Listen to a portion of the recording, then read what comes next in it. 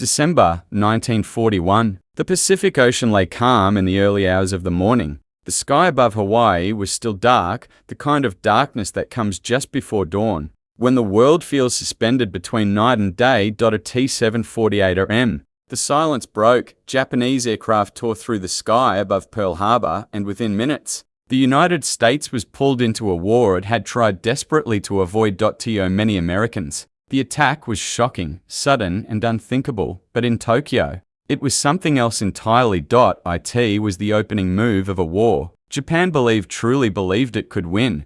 This raises a question that has puzzled historians for decades. Why did Japan think it could defeat the United States of America in World War II?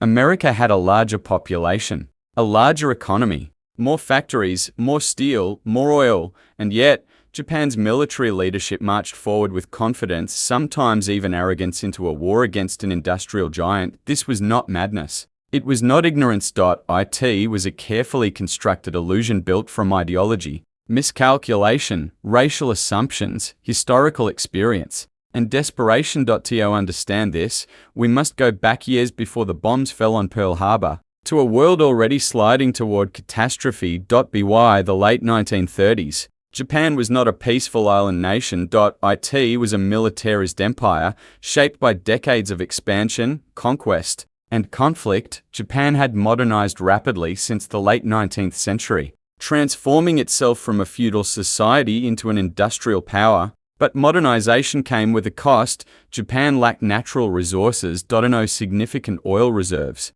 limited iron ore, almost no rubber. To survive as a modern power, Japan depended heavily on imports, especially from the United States. By 1940, over 80% of Japan's oil came from American suppliers. Large portions of scrap iron and fuel also came from U.S. trade.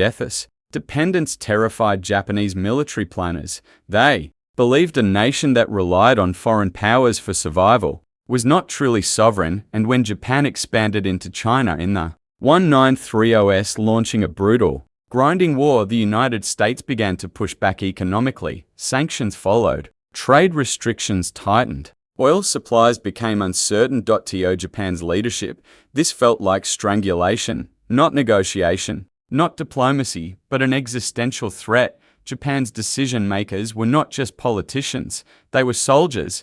The Imperial Japanese Army and Navy dominated the government, and both were driven by a rigid belief system shaped by Bushidō code emphasizing honor, sacrifice, and death before surrender.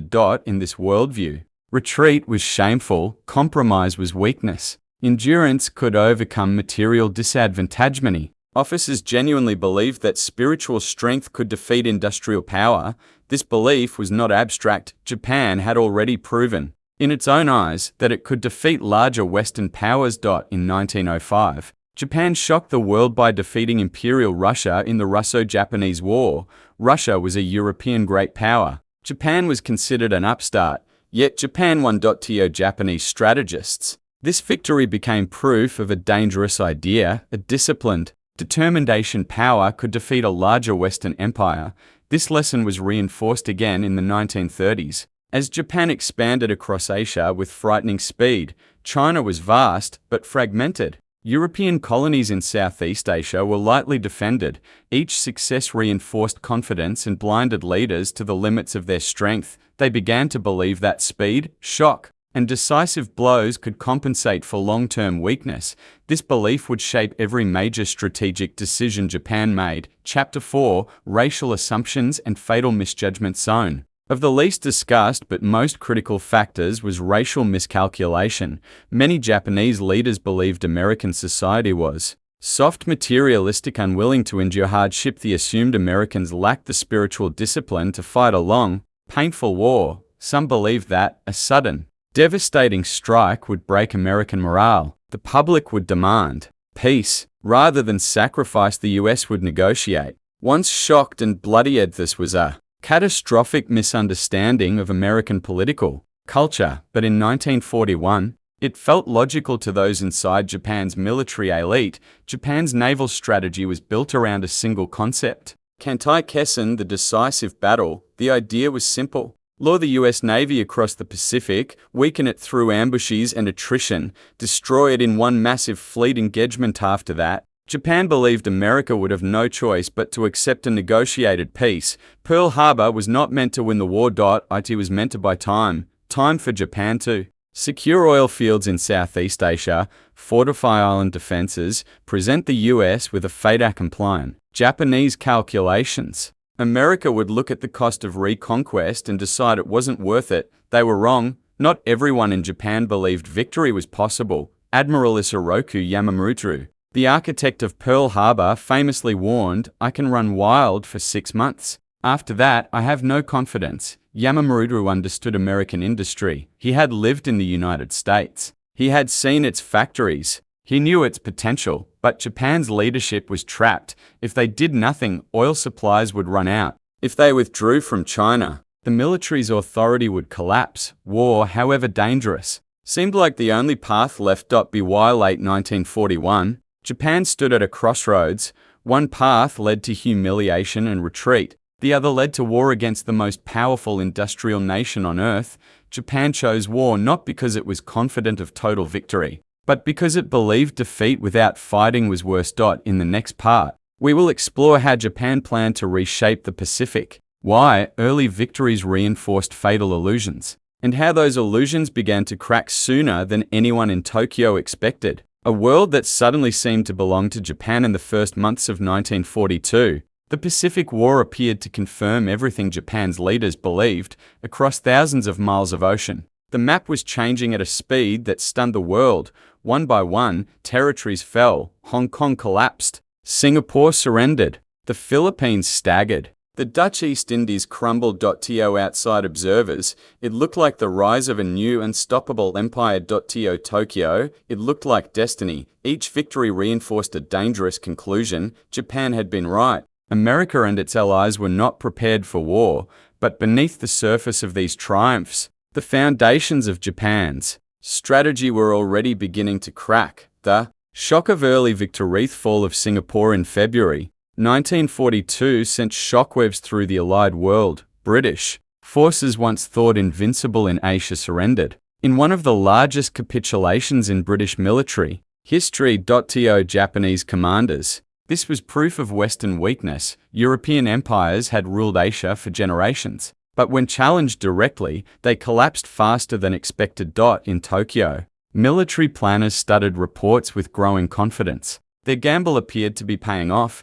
They believed they had achieved what Pearl Harbor was meant to deliver. Strategic shock, psychological dominance, time to consolidate gains. What they failed to recognize was that shock cuts both ways. The illusion of collapse. Japan's intelligence assessments repeatedly concluded that the United States would not tolerate prolonged hardship. They believed Americans valued comfort too much. Casualties would erode public support. Economic mobilization would be slow and politically contested. These assumptions were rooted in cultural misunderstanding. American society, when attacked directly, did not fracture. It hardened. Factories that once produced automobiles shifted almost overnight to tanks, aircraft, and ships. Shipyards expanded at a scale Japan could not imagine.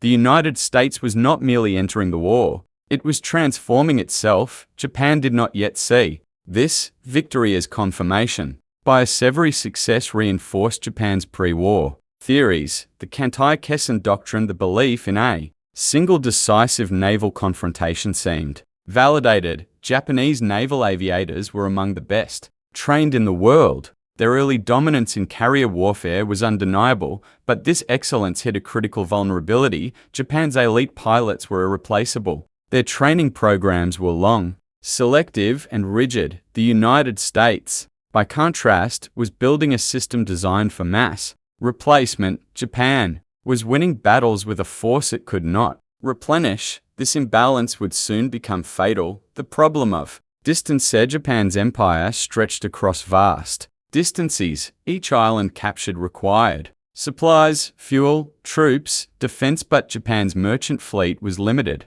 Its oil reserves were finite. Every mile of expansion made supply lines thinner, more fragile, more vulnerable. Japanese planners assumed these lines would hold because they believed the US Navy had been crippled. That belief was already outdated. Coral See the first warning in May 1942. The war delivered its first strategic warning. The Battle of the Coral Sea was unlike anything seen before.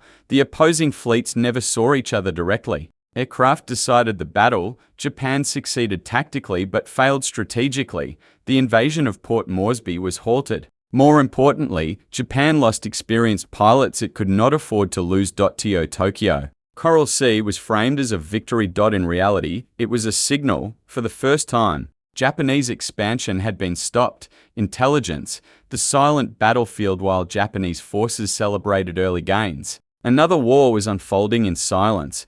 American codebreakers were reading portions of Japanese naval communications. Patterns emerged. Timetables appeared. Intentions became clearer. The US Navy now knew where Japan intended to strike. Next, Midway Atoll. Japan believed Midway would lure the remaining American carriers into the decisive battle it had been waiting for. What Japan did not realize was that the trap had been reversed. Midway, the moment the war turned in June 1942. 4 Japanese aircraft carriers, veterans of Pearl Harbor, approached Midway. They carried the heart of Japan's naval air power. Japanese commanders were confident. They believed American forces were weak, disorganized, and unaware. They were wrong. American dive bombers arrived when Japanese decks were filled with fueled aircraft and munitions. In minutes, the balance of the war shifted. 4 Japanese carriers were destroyed. Hundreds of experienced pilots were lost. The core of Japan's offensive naval capability vanished in a single day. Shock without admission. The news stunned Tokyo, but the full truth was not shared widely. Japan's military culture discouraged open acknowledgement of failure. Losses were minimized. Explanations were controlled. Publicly, confidence was maintained. Privately, something had broken. Japan had not merely lost ships. It had lost time it could never recover. The cost of ideology. After Midway, many Japanese leaders clung to belief over evidence. They told themselves America would still negotiate. The war could still be contained. Sacrifice would still deliver. Victorious was not ignorance. It was ideology resisting reality.